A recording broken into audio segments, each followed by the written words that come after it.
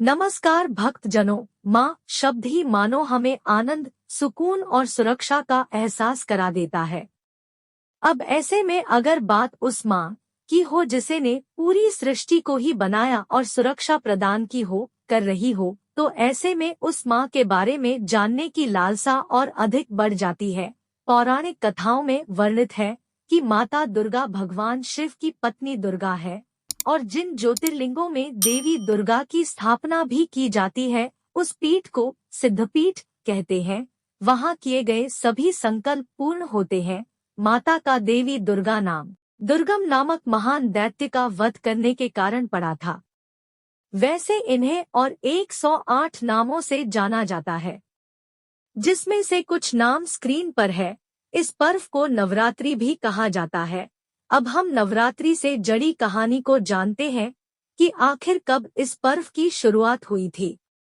देवी भागवत पुराण में कथा है कि रंभ नामक एक असुर था, जिसने अग्निदेव की तपस्या से एक पुत्र को प्राप्त किया था, जो एक महिषी यानी भैंस से उत्पन्न हुआ था। इसलिए वह महिषासुर कहलाया। यह असुर वरदान के कारण जब चाहे मनुष्य और भैंस का रूप ले सकता था। इस असुर का नाम था महिषासुर। महिषासुर ने ब्रह्मा जी को प्रसन्न करने के लिए कठोर तप किया। महिषासुर की तपस्या से ब्रह्मा जी खुश हुए और वरदान मानने को बोले। तब महिषासुर ने भगवान ब्रह्मा जी से कहा कि मुझे अमर होने का वरदान दिया जाए। इस पर ब्रह्मा जी ने मना करते हुए कहा कि तुम ऐसे कोई और वरदान मांग सकते हो जो तुमको अमर होने जैसा लगे। महिषासुर ने कुछ सोचकर कहा कि मेरी मृत्यु किसी स्त्री के हाथों से हो। ब्रह्मा जी तथास्तु बोलकर अंतर्ध्यान हो गए। इधर महिषासुर को अब घमंड हो गया कि एक अबला स्त्री भला मेरा क्या बिगड़ पाएगी, और वह लोगों पर अत्याचार करने लगा। महिषासुर को इतना ज्यादा घमंड हो चला कि उसने देवताओं पर आक्रमण कर दिया। उसके अत्याचार से परेशान होकर देवताओं ने ब्रह्मा, विष्णु और महेश का आह्वान किया, परंतु ब्रह्मा जी के वरदान के कारण वे लोग इसे नहीं मार सकते थे, और तब आदि शक्ति की आवश्यकता महसूस की गई।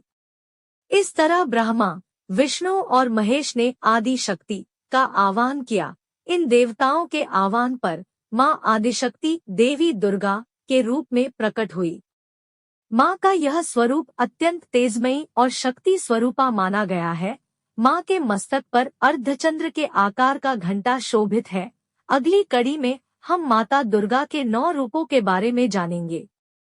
तब तक आप मेरे चैनल को सब्सक्राइब कर ले और एक लाइक जरूर करें।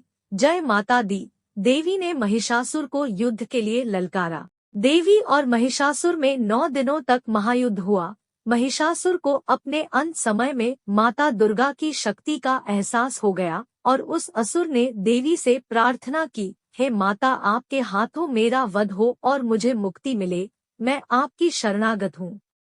मेरे उद्धार का आप कुछ उपाय कीजिए। महिषासुर को अपनी शरण में आए हुए देखकर माता ने करुणा दृष्टि दिखाई और वरदान दिया कि मेरे हाथों से मृत्यु को पाकर तुम्हें मेरा सायुज्य प्राप्त हो जाएगा और मेरे साथ तुम्हारी भी पूजा होगी। इसलिए माँ दुर्गा के चरणों में सदा महिषासुर की भी मूर्ति बनाया जाता है। चूँकि महिषासुर के साथ माँ दुर्गा ने 9 दिनों तक लगातार युद्ध चला था और 10वें दिन माँ दुर्गा ने दुष्ट राक्षस महिषासुर का वध कर दिया था, जिसके उपलक्ष्य में हर साल नवरात्रि का पर्व मनाया जाता है।